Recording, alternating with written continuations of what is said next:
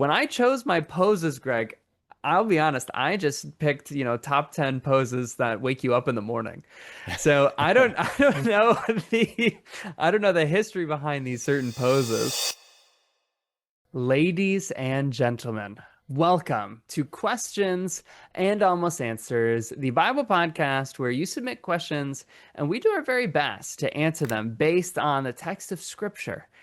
And today, we're going to talk about something that I think sometimes Christians can, well, get upset about. And are they right to be upset about it? Is this something that we should practice? Greg, what are we talking about today? We're talking about yoga and whether it's something we as Christians should be involved in. Is it a spiritual practice? Is it a physical practice? And I don't know if I'm qualified at all to talk about this because I don't practice yoga and I don't really exercise, at least not the way I should. Today Um, I did decide I wore my athletic t-shirt so that I could I guess be more on theme today, but I don't practice yoga. I do enjoy working out. And I mean maybe we'll talk about maybe some of the benefits of working out in the video, but I think this is a fascinating question because I guess it could go a couple different ways. I guess it depends on, well, what is yoga? Does this would this be witchcraft technically, Greg? Is this like is the Bible against this? Like well, what are there passages that would talk about this? well, why don't you maybe first of all kind of share what yoga is? Yeah. So this is what I found from my quick researching about yoga. And of course, whenever we give information on this podcast, we encourage you to do your own research on top of ours. But yoga would be I guess a stretching practice that would come out of um, Hinduism, I believe. Hey, either Hinduism or Buddhism. This is how good my research was. Where the different poses or asanas, they're called, have some kind of significance. And so as you practice these different poses, you're kind of connecting your body to the I guess the mindset, or you're kind of meditating on uh, the yoga, the I guess the Hindu ideas behind those poses. And I mean, it can go a couple different ways. Like you could go to a yoga class and somebody could teach you that, hey, so this is the direct connection and the meaning of the things that we're doing. And I mean, maybe at another yoga class you don't get that. And I think maybe that's where the controversy maybe comes about this. Mhm.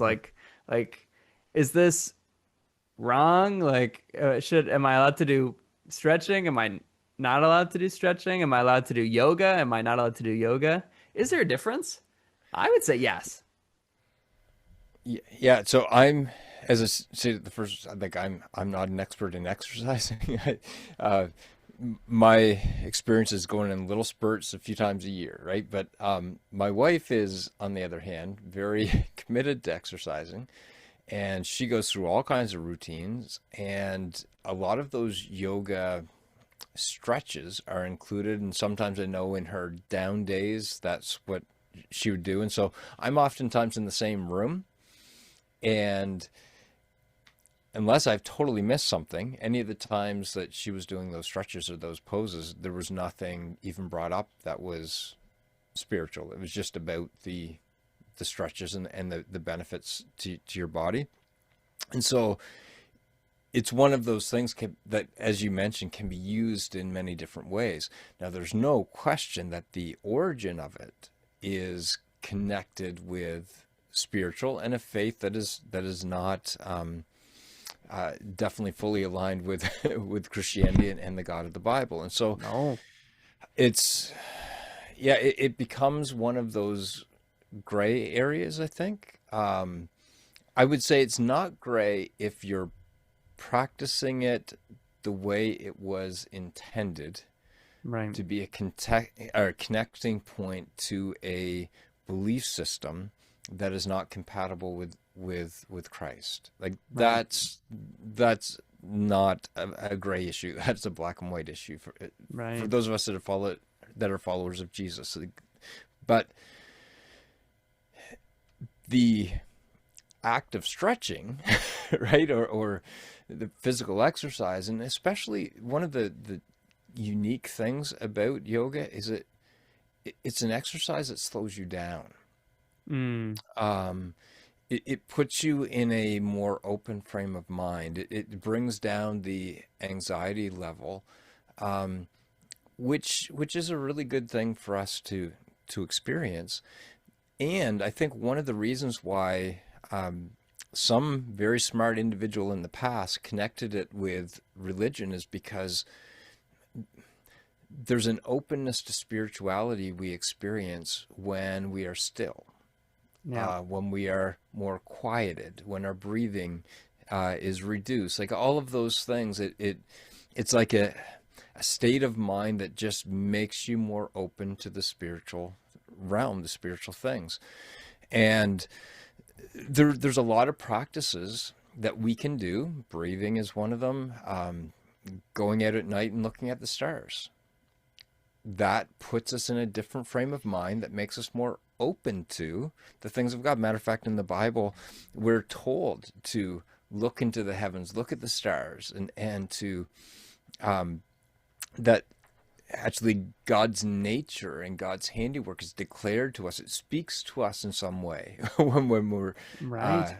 when we're in that state of mind and in that place, looking at something beautiful, fasting.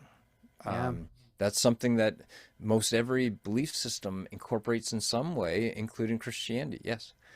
Yeah, we see, I guess, some of these different practices used by the Jewish people throughout the text of Scripture.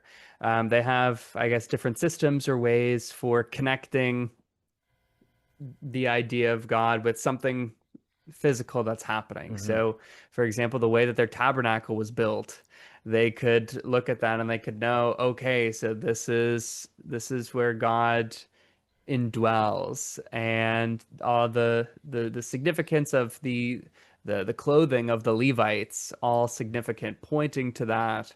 Um, I mean, physical actions is one thing, but I mean, using words, they would pray the Shema Hmm. multiple times to remind them of that, and um, they would have many practices. They would tie things to their bodies to remind them of God. They would write it physically on their doorposts, and so there's a lot of practices that we can use, I think, to connect spiritually. And like you said, stretching is one of them that I think is a practice. And this is maybe a confession, but I don't think that the way that I've done it is wrong, Greg. But you can correct me. Um, in the morning when I pray, I love to stretch while I pray, and I think that is because of the slowness of um, I think, managing my breathing and really trying to reflect on God and His goodness um, as I go to communicate with Him. And when I chose my poses, Greg, I'll be honest, I just picked, top 10 poses that wake you up in the morning. So I don't know I don't know the history behind these certain poses. Right. But I don't think that um, stretching necessarily is wrong, but if you're stretching and it's directly connected to opening yourself up to a different belief system that is not God, I think I don't think that Christians should practice that. Yeah. And I agree with you 100%. And I'd take it even a little bit further. I think there's a more than just a benefit, almost a responsibility for us as believers to take these moments when we are alone, like Jesus constantly. Like he would go off by himself to pray, or he would leave the crowds. He would go up in the garden, and it's interesting that he would choose a garden or a mountain, a place of beauty. Like there's we should do those things. We should take time for that, and we should intentionally be interacting with God in those moments. Like I'm not saying you can never just go sit on a rock and think about nothing.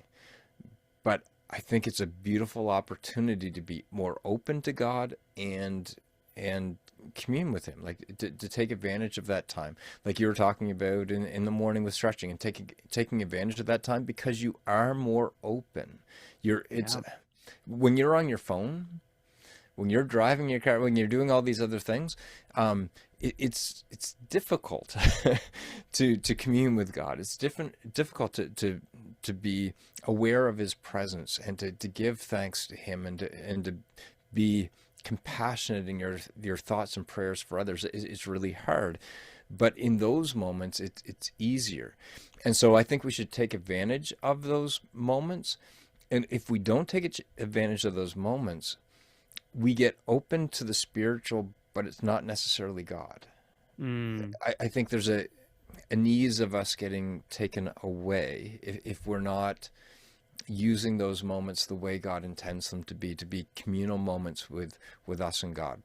right. Um, so so I think it's more than just good practice. It's really it should be the norm for us on some type of regular basis.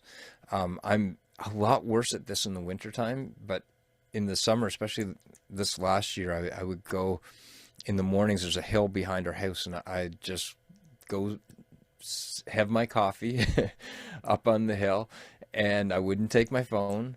And it's just an easier time to pray, an easier Right. time to meditate, an easier time to spend those moments with God. Um, so I think stretching, again, being one of those things that calms you down, slows you down, you're not in the rat race for those moments. And it's like we were told in scripture, be still and know that I am God. We always talk about hearing God's still small voice. There's a, again, an openness to that spiritual side. One warning I would give, because there are a lot of practices that make you open to spirituality. One of the big ones, which I know this isn't the topic of this video, this question, but is psychedelics, right? And Mm, throughout history, religions in general have always used not just things like stretching and meditating and those type of things, which open you to the spiritual, but use drugs as well. Um, it's interesting. The Bible, you can see meditation being used, you can see prayer, you can see all kinds of things being used as a connecting point between us and God, but never psychedelics, never that's fascinating. drugs. And I Yeah. think there's a big reason for that, because in all of these other practices, you're in control of who you're communicating with. Mm, So if you take your time in the morning while you're stretching to pray to God, you're choosing, right? that's The right. spiritual reality isn't choosing you. You're choosing to spend time with the God of the Bible, the God who exists, the God who loves us. Like, you're choosing that. When you get into the psychedelic realm, the spiritual is choosing you. You don't have any You're, choice. It, yes, yeah. you're overcome.